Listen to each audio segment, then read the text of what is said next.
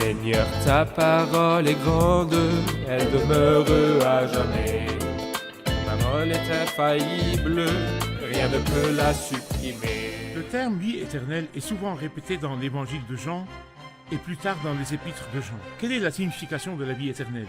La question de l'élection, ne disons pas pourquoi celui-là, parce que Dieu a l'autorité absolue et il choisit qui il veut pour qui il veut. Après cela, Jésus, accompagné de ses disciples, se rendit en Judée. Il y séjourna avec eux et il baptisait. Le chapitre 4 nous dit que Jésus ne baptisait pas lui-même, mais c'était ses disciples qui le faisaient. Est-ce qu'il baptisait ou ne baptisait pas?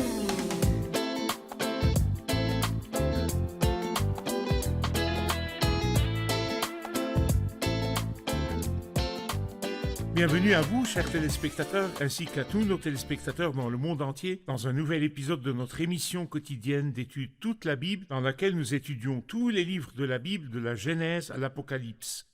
Dans notre étude de l'évangile de Jean, nous en sommes au chapitre 3. Aujourd'hui, par la grâce de Dieu, nous allons étudier les versets de 14 à 36.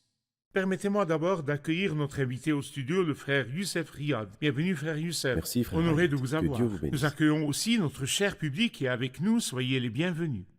Frère Youssef, je vais commencer par lire les versets de 14 à 22 avant de passer à nos questions sur cet épisode. Le Seigneur Jésus a dit, et tout comme Moïse a élevé le serpent dans le désert, il faut aussi que le Fils de l'homme soit élevé, afin que quiconque croit en lui ne périsse pas, mais qu'il ait la vie éternelle.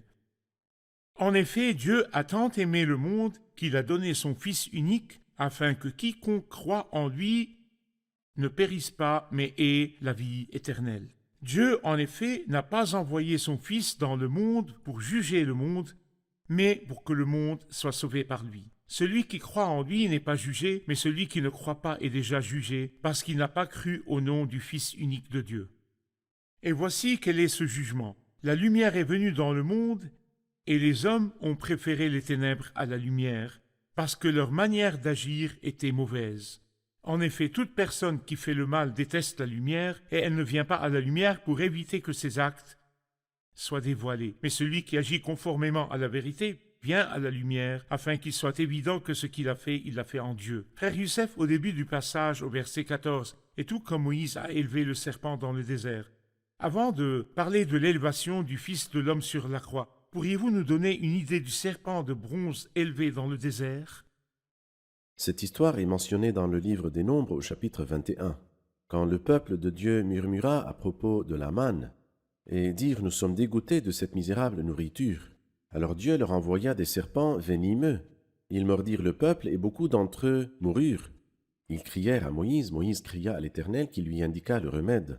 Il lui dit « Fais-moi un serpent en bronze, c'est-à-dire la forme du serpent venimeux qui mord, cependant sans qu'il n'y ait de venin dedans. » Et il lui dit « Place-le sur une perche, et toute personne mordue par les serpents venimeux qui regardera le serpent de bronze aura la vie sauve. » Et en effet, tous ceux qui ont regardé le serpent de bronze ont eu la vie sauve, bien qu'ils furent mordus par les serpents venimeux.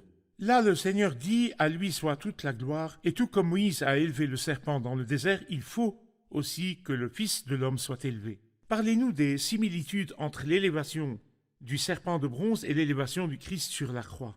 Eh bien, tout d'abord, nous tirons de ce miracle une leçon très importante, qui nous aide à comprendre la Bible, à savoir la leçon des symboles.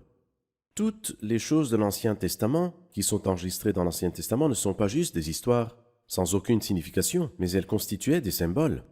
Dans la première épître aux Corinthiens, chapitre 10, il nous dit « Tous ces faits leur sont arrivés pour servir d'exemple et ils ont été écrits pour notre instruction. » Tout ce qui a été écrit dans l'Ancien Testament était un symbole. Quel symbole y a-t-il entre le serpent de bronze, et entre le Christ? Premièrement, le serpent de bronze était exempt de venin, et le Christ était exempt de péché. Dieu a envoyé son propre Fils dans une nature semblable à celle de l'homme pécheur, mais le Christ n'avait en lui absolument pas de péché. Deuxièmement, pour que ce serpent soit façonné, il a dû entrer dans le feu et supporter les coups de marteau. C'est-à-dire, si l'on peut le dire, le bronze a énormément souffert. Bien sûr, le bronze ne ressent pas, mais le Christ, à lui soit toute la gloire, pour être le Sauveur, a souffert des douleurs atroces. Il a enduré les feux de la colère de Dieu. Les coups sont descendus sur lui. Il a beaucoup souffert pour être le Sauveur. Et la troisième chose, la similitude très simple, c'est la foi. C'est-à-dire, il n'y avait aucune relation entre le regard et la guérison, mais la relation était plutôt entre la foi en Dieu, en les paroles de Dieu et la guérison. Et de même, maintenant, c'est la foi dans le Christ qui donne à l'âme qui est pécheresse, elle lui donne le salut. Jean 3,16, le grand verset qui dit « En effet, Dieu a tant aimé le monde qu'il a donné son Fils unique, afin que quiconque croit en lui ne périsse pas, mais ait la vie éternelle. » Parlez-nous de ce grand évangile, l'évangile de Jean 3,16. Oui, certains l'ont appelé en effet l'évangile dans un verset, ou bien l'océan dans une goutte. C'est-à-dire, c'est un petit verset, mais je pense que nous ne saurons jamais ce que ce verset a vraiment fait à des millions de personnes lorsqu'elles l'ont entendu et y ont cru, avant que nous arrivions au ciel. En effet, il est l'océan dans un verset. Il est l'océan dans une goutte et l'évangile dans un verset. Alors, ce verset qui est magnifique nous parle en fait de l'amour divin. Et je voudrais dire que pour la première fois dans l'évangile de Jean, et certains l'ont en effet appelé l'évangile de l'amour divin. La première fois que le mot amour est apparu, c'était dans Jean 3,16. Ce mot est mentionné 63 fois dans l'évangile de Jean, soit 7 fois 3 fois 3. C'est vraiment l'évangile de l'amour divin, et c'est la première fois que le mot amour est mentionné. Nous pouvons dire que l'objet de l'amour est vraiment le monde entier. La mesure de l'amour, Dieu a tant aimé le monde qu'il a donné son Fils unique. Le moyen de la bénédiction est la foi. Le résultat de la bénédiction ne périsse pas, mais plutôt est la vie éternelle, une merveilleuse quadrilogie qui nous parle de l'objet de cet amour qui est le monde entier. La mesure de cet amour, Dieu a donné son Fils. Ensuite, le moyen d'en bénéficier, très simplement la foi. Ensuite, les résultats de cet amour ne périssent pas, mais plutôt est la vie éternelle. Certains disent que c'est une autre quadrilogie. La longueur, la largeur, la profondeur et la hauteur. La largeur, c'est le monde entier. Dieu a aimé le monde. La longueur est la distance entre la gloire et le berceau.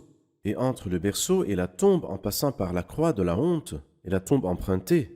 Donc c'est là la longueur de l'amour. Puis sa profondeur, elle sauve de la destruction éternelle et sa hauteur, c'est de jouir de la vie éternelle. Quand il dit « afin que quiconque croit en lui ne périsse pas, mais ait la vie éternelle », le terme « vie éternelle » est fréquemment mentionné dans l'évangile de Jean, et plus tard dans les épîtres de Jean. Que signifie la vie éternelle?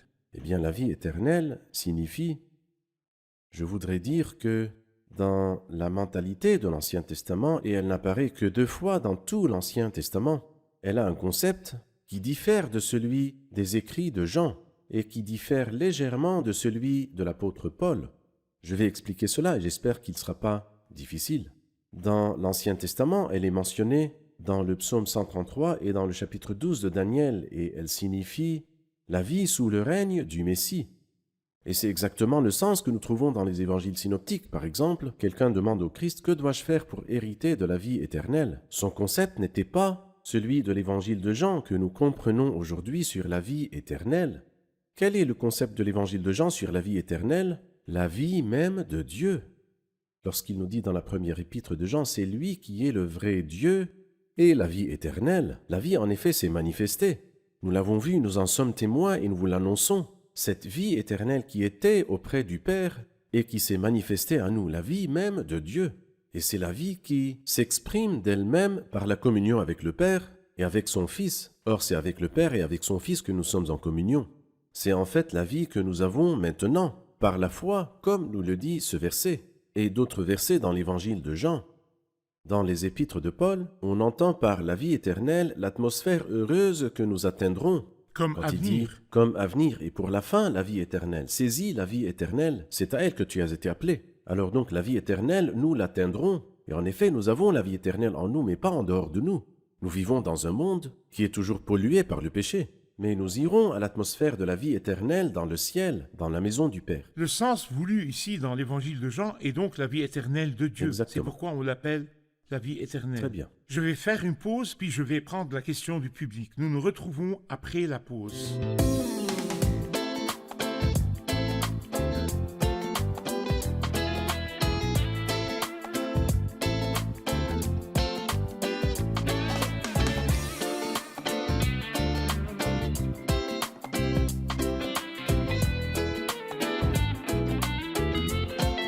revoici, chers téléspectateurs, pour prendre la question du public. Bienvenue. La question. Il a dit au verset 17, « Dieu en effet n'a pas envoyé son Fils dans le monde pour juger le monde, mais pour que le monde soit sauvé par lui. » C'est-à-dire que le but pour lequel le Père a envoyé son Fils n'était pas le jugement, mais le salut. Mais dans les prophéties de l'Ancien Testament, nous entendons souvent dire que le but de l'avènement est le jugement et non le salut. Quelle est la différence entre la venue dont vous parlez ici et la venue dont parlent les prophéties de l'Ancien Testament? En fait, les prophéties de l'Ancien Testament parlent de la venue du Seigneur pour le jugement. Elles parlent souvent de la venue du Seigneur pour le jugement. Mais ici, la venue est pour le salut. Comment pouvons-nous les concilier? Eh bien, tout simplement, nous comprenons maintenant que le Christ est venu une fois et qu'il reviendra une deuxième fois. C'est la différence. C'est que la première fois, il est venu dans le but de sauver et il a offert le salut et cela fait 2000 ans que nous proclamons la bonne nouvelle du salut à tous les repentis, tous les croyants. Et si l'homme persiste à le rejeter, le Christ revient encore une fois, cette fois-ci non pas pour sauver, mais plutôt pour juger. Même dans Jude, dans le verset 14, « Voici que le Seigneur est venu avec ses saintes troupes pour exercer un jugement contre tous, et pour faire rendre compte à tous les impies qui sont parmi eux de tous les actes d'impiété qu'ils ont commis. » Le verset 19 dit « Et voici quel est ce jugement. La lumière est venue dans le monde, et les hommes ont préféré les ténèbres à la lumière, parce que leur manière d'agir était mauvaise. » Pourriez-vous commenter ce verset? Eh bien, en fait, nous voyons le comble des ténèbres, de la corruption morale et du rejet de la lumière. C'est-à-dire, non seulement le monde vit dans les ténèbres, et ce n'est pas que le monde n'a pas connu la lumière, mais le monde a rejeté la lumière. Ceci est le jugement. Et cela nous montre qu'il y a une trilogie, n'espérons pas trop. Ni le diable ne sera un jour régénéré, ni la nature humaine ne sera un jour réformée, parce qu'elle ne se soumet pas à la loi de Dieu et qu'elle n'en est même pas capable. Ni le monde ne s'améliorera, ni il viendra un jour où le monde ira bien. Le monde, ceci est le jugement. Et le mot jugement ne signifie pas que Dieu va juger, mais que le verdict est sorti, que le résultat de l'examen est sorti, si je peux le dire. Et quel est l'examen? Que la lumière est venue dans le monde, et que s'est-il passé? Et les hommes ont préféré les ténèbres à la lumière parce que leur manière d'agir était mauvaise. La mauvaise manière d'agir est-elle donc la preuve qu'ils sont séparés de la lumière Exactement, et qu'ils le ont rejet de la rejeté la lumière. lumière? Je vais lire les versets à partir du verset 22. Après cela, Jésus, accompagné de ses disciples, se rendit en Judée. Il y séjourna avec eux et il baptisait. Jean aussi baptisait à Hénon, près de Salim, parce qu'il y avait là beaucoup d'eau. Et l'on s'y rendait pour être baptisé. En effet, Jean n'avait pas encore été mis en prison. Or, une discussion surgit entre les disciples de Jean et un juif au sujet de la purification. Ils vinrent trouver Jean et lui dirent « Maître, celui qui était avec toi de l'autre côté du Jourdain et à qui tu as rendu témoignage, le voilà qui baptise, et tous vont vers lui. » Jean répondit « Un homme ne peut recevoir que ce qui lui a été donné du ciel. Vous-même m'êtes témoin que j'ai dit, moi je ne suis pas le Messie, mais j'ai été envoyé devant lui. Celui qui a la mariée, c'est le marié. Mais l'ami du marié, qui se tient là et qui l'entend, éprouve une grande joie à cause de la voix du marié. Ainsi donc cette joie, qui est la mienne, est parfaite. Il faut qu'il grandisse et que moi, je diminue. Celui qui vient d'en haut est au-dessus de tous. Celui qui est de la terre est de la terre, et il parle des réalités terrestres. Celui qui vient du ciel est au-dessus de tous, il rend témoignage de tout ce qu'il a vu et entendu. Et personne n'accepte son témoignage. Celui qui a accepté son témoignage a certifié que Dieu est vrai. En effet, celui que Dieu a envoyé dit les paroles de Dieu, parce que Dieu lui donne l'Esprit sans mesure. Le Père aime le Fils et a tout remis entre ses mains. Celui qui croit au Fils a la vie éternelle. Celui qui ne croit pas au Fils ne verra pas la vie, mais la colère de Dieu reste au contraire sur lui. Au début de ma lecture, un verset m'a frappé. Après cela, Jésus, accompagné de ses disciples, se rendit en Judée, il y séjourna avec eux et il baptisait. Le chapitre 4 nous dit « Jésus ne baptisait pas lui-même, mais c'était ses disciples qui le faisaient. » Est-ce qu'il baptisait ou ne baptisait pas? Il y a des œuvres qui sont attribuées à quelqu'un sans qu'il les fasse de ses propres mains. Par exemple, le verset qui est dans l'évangile de Luc, chapitre 7. Il mérite que tu lui accordes cela, car c'est lui qui a fait construire notre synagogue. Au C'était sujet au sujet de l'officier romain. Oui. Dans Luc, chapitre 7, il dit « Il mérite que tu lui accordes cette faveur qui est de guérir son esclave, car c'est lui qui a fait construire notre synagogue. » Et bien sûr, le centurion, c'est un militaire romain. Il n'est pas possible qu'il ait construit lui-même la synagogue en utilisant les briques. Mais du fait qu'il ait donné l'ordre, il est considéré comme ayant construit la synagogue. Ici, dans le chapitre 3, il dit 2 fois que Jésus baptisait. Dans le verset 22, comme vous l'avez dit, et nous lisons aussi dans le verset 26 la plainte qu'ils ont portée à Jean-Baptiste comme quoi Jésus baptisait. Et il nous précise au chapitre 4 que Jésus ne baptisait pas lui-même, mais c'était ses disciples qui le faisaient en son nom. Alors donc, il faisait le travail au nom du Christ. Je voudrais un commentaire, s'il vous plaît, sur les paroles du Baptiste sur le Christ. Il dit qu'il vient d'en haut et que celui qui vient d'en haut est au-dessus de tous. Et je suis l'ami du marié, mais c'est lui le marié. Et celui qui a la mariée, c'est le marié. Parlez-nous du statut du Christ ici aux yeux de Jean-Baptiste. Tout d'abord, il est très remarquable que Jean est un homme extrêmement humble. Et c'est en fait l'un des plus beaux traits de caractère les plus fins d'un serviteur de Dieu. En fait, la chose la plus belle chez un serviteur de Dieu est qu'il soit humble, et c'est ainsi que le Baptiste était. Et en plus, il appréciait le Christ, et le Christ, en fait, méritait toute appréciation. Il dit ici qu'il vient d'en haut, et que celui qui vient d'en haut est au-dessus de tous. Il vient du ciel, et celui qui vient du ciel est au-dessus de tous. Et il avait déjà dit « Je ne suis pas digne de me baisser pour détacher la courroie de ses sandales ». Donc il connaissait le statut très élevé du Christ. Et il savait aussi qu'il n'était lui-même qu'un serviteur envoyé devant le Christ.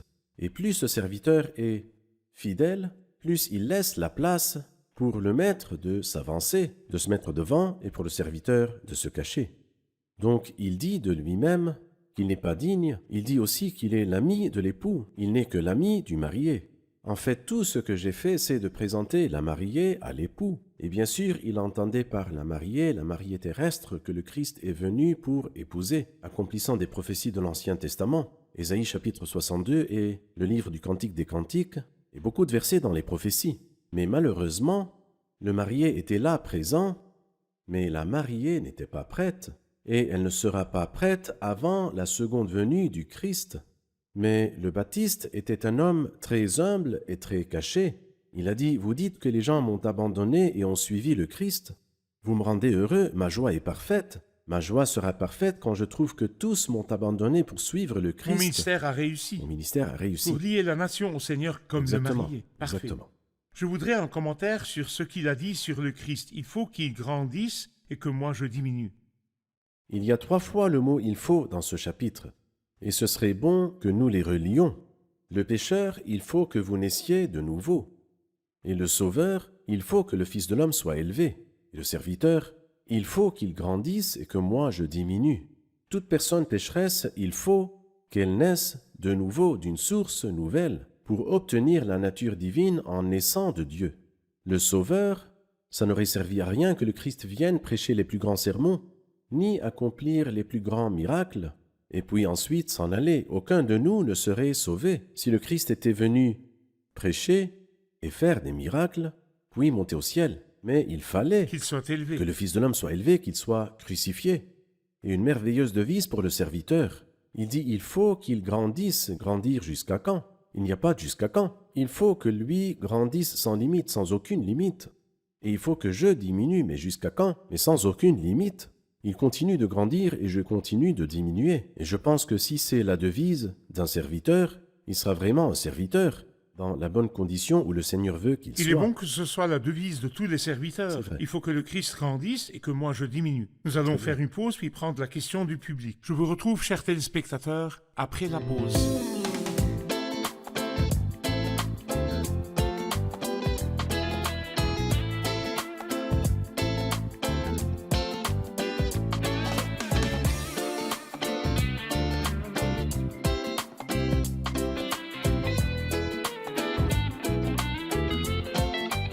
Nous revoici, chers téléspectateurs, pour prendre la question du public. Comment allez-vous? Vous suivez bien l'étude avec nous? La question. Là, le Baptiste parle du Seigneur avec beaucoup d'humilité et de splendeur, et il dit de lui-même qu'il est l'ami du marié. Comment une personne aussi merveilleuse ne fait-elle pas partie de l'Église? Eh bien, son statut est remarquable par rapport à la mariée terrestre, mais le statut de la mariée céleste n'a commencé que le jour de la Pentecôte. Je pense que Matthieu chapitre 11 pourrait nous éclairer un peu, et Hébreux chapitre 11 aussi pourrait nous éclairer. Dans Matthieu chapitre 11, le Christ dit « Parmi ceux qui sont nés de femmes, il n'est venu personne de plus grand que Jean-Baptiste. Cependant, le plus petit dans le royaume des cieux est plus grand que lui. » Certains, malheureusement, ont dit que le plus petit dans le royaume des cieux, c'est le Christ. Quelle honte, Non. quelle honte! Le Christ n'est ni le plus petit ni le plus grand, il est le roi. Sans lui, il n'y a pas de royaume. Le plus petit dans le royaume des cieux, il y a une nouvelle chose qui va entrer. Et cette chose-là est remarquable, bien sûr, par la grâce, par absolument rien d'autre. Nous voyons la même chose dans Hébreux chapitre 11, quand le chapitre est clôturé par « Dieu avait en vue quelque chose de meilleur pour nous ». Meilleur que qui? Eh bien, meilleur que les grands hommes, Abraham, Isaac, Jacob et Moïse. Ces grandes personnes honorables, il dit Dieu avait en vue quelque chose de meilleur pour nous. Et c'est l'élection de la grâce. La question de l'élection, ne disons pas pourquoi celui-là? Parce que Dieu a l'autorité absolue et il choisit qui il veut pour qui il veut. Bien sûr, Dieu ne peut pas être injuste, mais il est généreux avec tous. Généreux avec Jean-Baptiste et avec tous les justes de l'Ancien Testament. Cependant, l'Église est distinguée parce qu'elle est devenue le corps du Christ. Elle se distingue de tous les saints dans toutes les générations et les dispensations. Donc l'Église, comme corps du Christ et comme mariée, a commencé le jour de la Pentecôte. C'est vrai, C'est une situation spéciale dans laquelle Jean-Baptiste n'était c'est pas. juste. Jean n'a pas de statut dans ce cadre.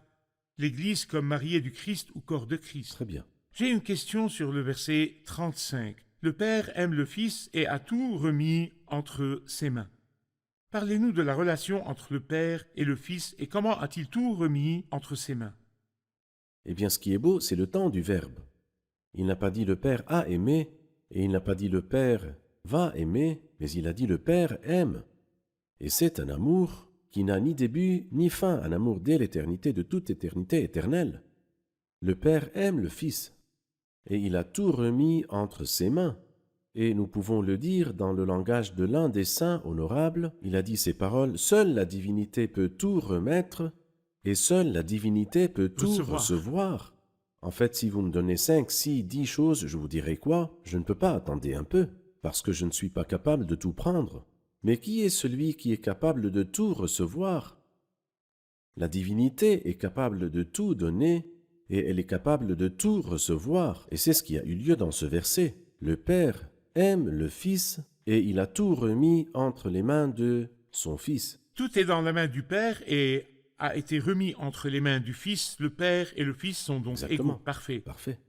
En ce qui concerne du Saint-Esprit, quand il dit « parce que Dieu lui donne l'Esprit sans mesure », expliquez-nous ce verset. Dieu ne donne pas au Christ le Saint-Esprit avec mesure, c'est-à-dire en quantité limitée. Bien sûr, le Saint-Esprit est une hypostase divine, indivisible, c'est-à-dire il ne donne pas la moitié du Saint-Esprit ou le quart du Saint-Esprit, ça ne marche pas, le Saint-Esprit. Mais où est le problème? Dieu nous a donné le Saint-Esprit, mais nous a-t-il donné avec mesure? Nous pouvons dire oui, mais non pas parce que Dieu donne très peu, mais plutôt parce que nos ustensiles sont limités. C'est-à-dire lorsque moi je vais à la grande mer, j'y puise de l'eau. Mais combien puis-je y puiser, selon le vase que j'ai pris? C'est-à-dire si le vase est petit, je puise une petite quantité. Si le vase est grand, la quantité est grande. Mais en ce qui concerne le Christ, parce qu'il est lui-même vrai homme et vrai Dieu à la fois, quand il a pris sans mesure, sans limite. Moi, parce que je suis un homme limité, quoi que je prenne, je prendrai à la mesure de mon humanité.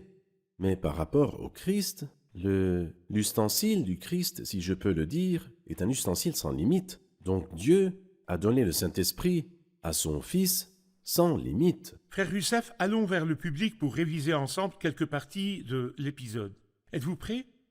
Nous allons demander et vous allez répondre. Bon, quelle est la similitude entre le serpent de bronze et le Christ élevé sur la croix? Premièrement, le serpent de bronze, le Seigneur a dit à Moïse, Tu le feras en bronze, il subira des coups de marteau, le bronze a subi des coups comme le Christ a subi sur la croix, le feu de la justice de Dieu et les douleurs expiatoires pour nous. Deuxièmement, nous voyons que le serpent de bronze était sans venin, tout comme le Christ est sans péché. Troisièmement, nous voyons que pour que le peuple soit guéri, il devait avoir la foi. Pour qu'il soit guéri, il devait avoir la foi. De même que nous, pour être sauvés de nos péchés, nous devons avoir la foi dans le Seigneur. Parfait. Pour survivre, ce venin était fatal. C'est comme s'ils étaient morts. Pourquoi Dieu jugera-t-il le monde? Pourquoi Dieu jugera-t-il le monde? Dieu jugera le monde parce qu'ils n'ont pas cru en lui. Deuxièmement, parce qu'ils ont préféré les ténèbres à la lumière. Ils ont préféré les ténèbres à la lumière. Bon, que signifient les dernières paroles que frère Youssef a dit sur « parce que Dieu lui donne l'esprit sans mesure ». Je comprends que le Christ étant Dieu est illimité, et quand il lui a donné l'esprit, il le lui a donné sans limite. Mais quant à nous, nos vases sont limités et notre condition est différente de celle du Christ qui est illimité parce qu'il est Dieu. Parfait, je vous remercie, que Dieu vous bénisse. Nous nous retrouverons dans le prochain épisode. Merci frère Youssef, que Dieu vous bénisse. Que Dieu vous garde. La question de l'épisode d'aujourd'hui. Mentionnez les similitudes entre le sacrifice du Christ sur la croix et le serpent de bronze élevé sur une perche dans le désert, et que le Seigneur soit avec vous.